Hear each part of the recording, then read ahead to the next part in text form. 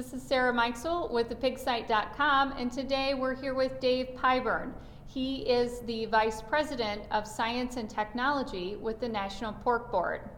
Thanks for being with us today, Dave. Thanks for inviting me. Glad to be here. Very good. We've been talking about African swine fever. You know, what can be done in those Asian provinces?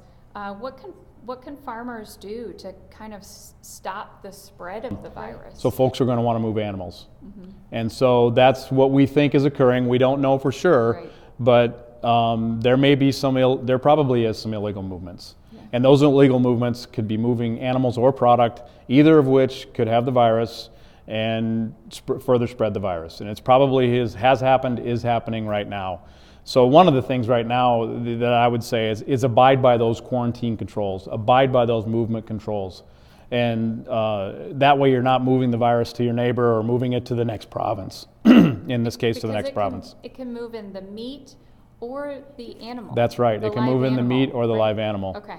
Yeah. So that would be my first thing, is to say don't do unpermitted movements. Abide by quarantines. And then really it's biosecurity. Mm-hmm. Especially on transport vehicles. So this virus is a hemorrhagic virus of pigs. It's a septicemia of pigs. So basically everything that comes out of the pig is carrying the virus. So as we know, when we move pigs on trucks, things come out of pigs.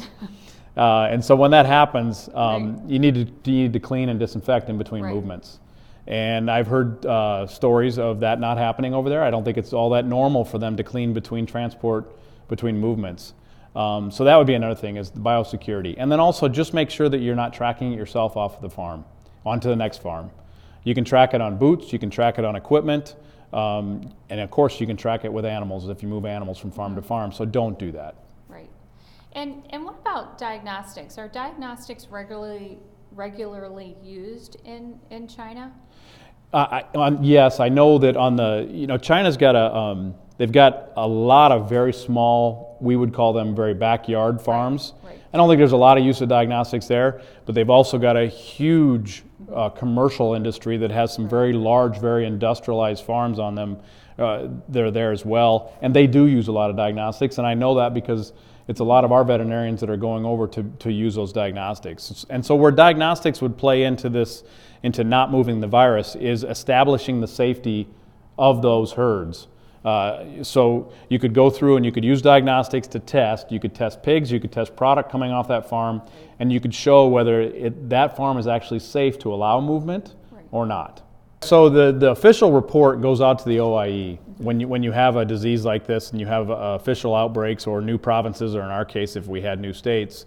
You report to the OIE that you have the virus, we have new infections, and that's all done with PCR testing. Mm-hmm. So when they get PCR positives on animals, confirmed PCR positives in new farms or in new provinces, that's what spurs them to go ahead and report to OIE that in fact we've got a new outbreak or a new province that's broke. So the PCR is the definitive test in this case. In fact, as we look to prepare for maybe having to deal with this, I hope we don't, but if we have to deal with it, we want to be prepared.